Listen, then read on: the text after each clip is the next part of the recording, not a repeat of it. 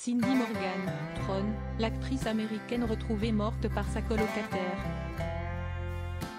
Cindy Morgan, l'actrice américaine principalement connue pour son rôle dans le film Tron, a été retrouvée sans vie par sa colocataire, a révélé le magazine People ce samedi 6 janvier. Elle était âgée de 69 ans. C'est une nouvelle qui va notamment peiner les amateurs de science-fiction.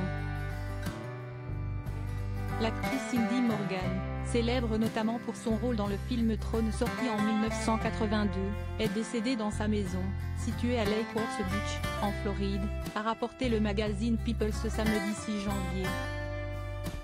Elle avait 69 ans.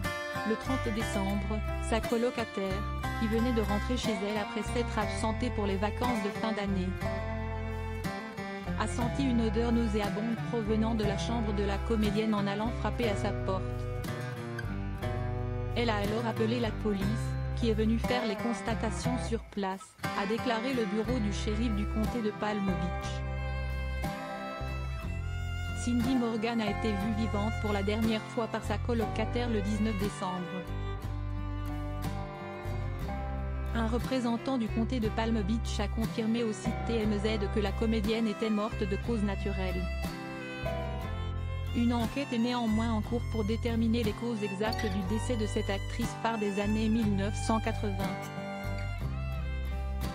Elle a gagné ses galons de star outre-Atlantique en jouant dans le film devenu culte Le Golf en folie, sorti en 1980.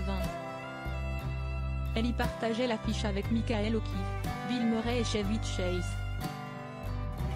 Le Golf en folie était mon premier film et je dirais que le résultat final était tellement différent. Donc, au début, je n'avais rien à perdre à l'audition. C'était amusant, avait-elle expliqué en interview à l'époque, selon Télé Loisirs. Tron, le rôle emblématique de Cindy Morgan. Cindy Morgan a joué dans plusieurs autres grands films tout au long de sa longue carrière, en particulier dans Tron, où elle incarnait Laura Ayorí. Dans ce film de science-fiction, devenu culte pour les amateurs de ce genre de cinéma, l'actrice, alors âgée de 26 ans, interprétait donc deux rôles. Ce long métrage a connu une suite, sortie en 2010, et un troisième opus est prévu en 2025. Son CV télévisuel était aussi impressionnant.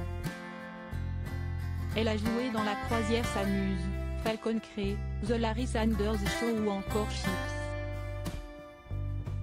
Le dernier de ses 37 rôles date de 2022, année où elle est apparue dans le film indépendant Face of the Trinity.